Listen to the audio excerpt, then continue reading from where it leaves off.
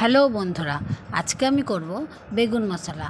এর জন্য আমি ছোট ছোট কচি দেখেন ছোট সাইজের কচি বেগুন নিয়েছিলাম।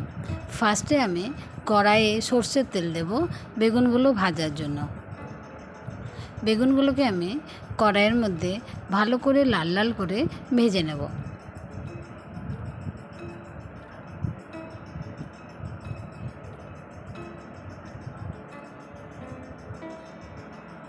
গোটা গোটা ভাজবো, খালি মাঝখান থেকে আমি বেগুনগুলো 2 পিস করে নিয়েছি, কারণ আমি বেগুন মশলা করব।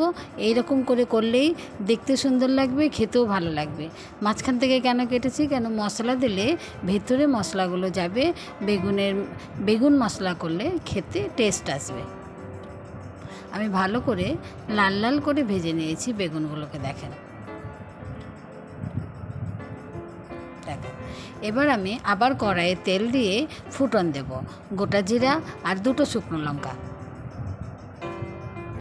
আমি 3টে মিডিয়াম সাইজের পেঁয়াজ নিয়েছিলাম।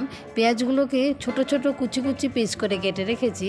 এবার কড়াইয়ে দিয়ে ভালো করে লাল লাল করে ভেজে নেব পেঁয়াজগুলোকে।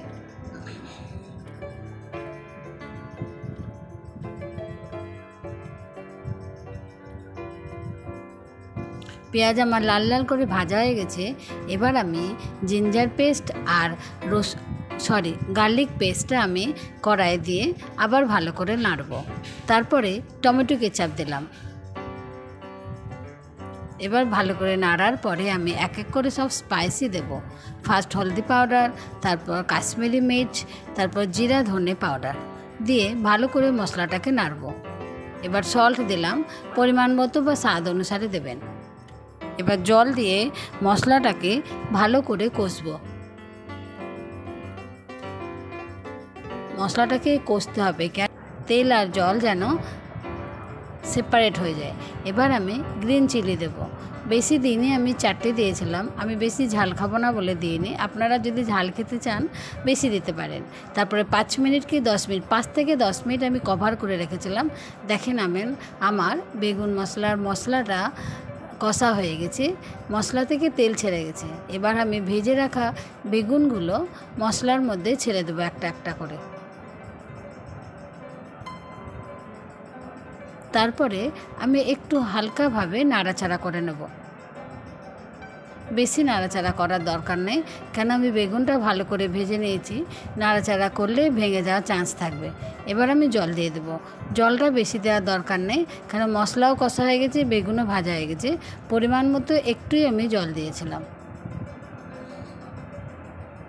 একটু নাড়াচাড়া করে এবার আমি